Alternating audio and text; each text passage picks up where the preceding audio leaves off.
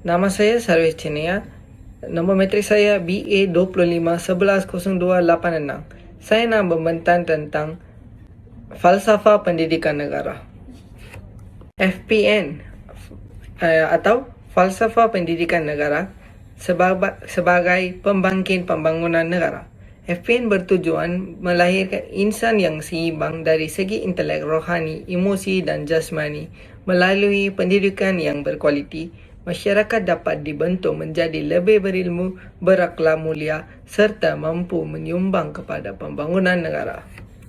Seterusnya, isi pertama ialah FPN melahirkan insan yang berilmu. FPN menekankan kepentingan ilmu pengetahuan dan kemahiran bagi membolehkan individu mencapai potensi diri. Melalui pendidikan yang berkualiti, rakyat dapat meningkatkan daya saing, memperoleh pekerjaan yang lebih baik serta menyumbang kepada kemajuan ekonomi negara. Oleh itu, FPN berjaya melahirkan masyarakat yang berilmu dan berdaya saing. Selain itu, FPN turut membentuk masyarakat yang berakhlak mulia. Pendidikan bukan sahaja menumpukan pencapaian akademik, tetapi juga nilai moral, etika dan kerohanian.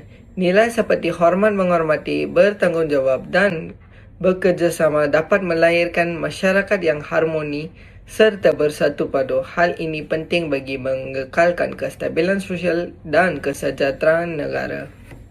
Pihak pembangkang berpendapat bahawa sistem pendidikan Malaysia masih belum sempurna kerana wujud jurang pendidikan antara bandar dan luar bandar. Selain itu, terdapat juga isu tekanan akademik yang dikatakan memberi kesan kepada kesejahteraan pelajar. Oleh itu, mereka beranggapan FPN belum mencapai matlamat sepenuhnya. Walau bagaimanapun, kerajaan sentiasa berusaha menambah baik sistem pendidikan negara.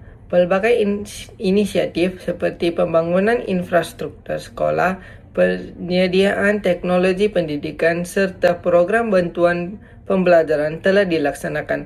Usaha ini membuktikan bahawa FPN masih menjadi asas penting dalam pembangunan pendidikan negara.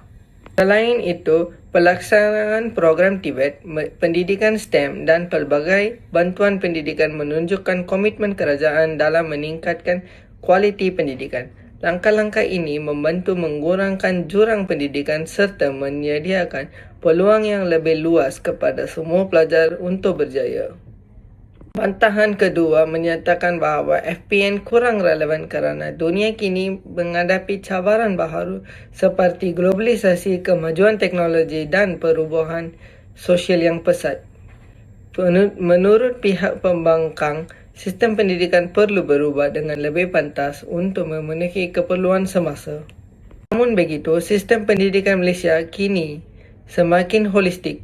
Pelaksanaan pentaksiran bilik darjah dan pentaksiran berasaskan sekolah menunjukkan penekanan bukan sahaja kepada akademik tetapi juga pembangunan sosial dan kemahiran pelajar.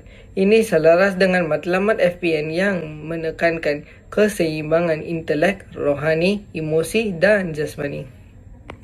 Tambahan pula, FPN masih relevan kerana mampu menyesuaikan diri dengan perubahan semasa. Pelbagai usaha seperti latihan profesional guru, penggunaan teknologi dan pendidikan dan program perpaduan terus dilaksanakan. Oleh itu, cabaran semasa bukan bukti kegagalan FPN. Sebaliknya, peluang untuk memperkukuhkan pelaksanaannya. Kesimpulannya, falsafah pendidikan negara masih relevan sebagai pembangkit pembangunan negara. FPN berjaya melahirkan insan yang berilmu, berakhlak mulia dan seimbang dari segi jasmani, emosi, rohani dan intelek.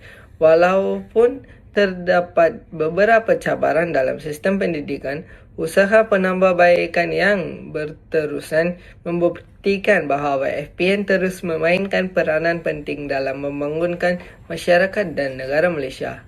Terima kasih.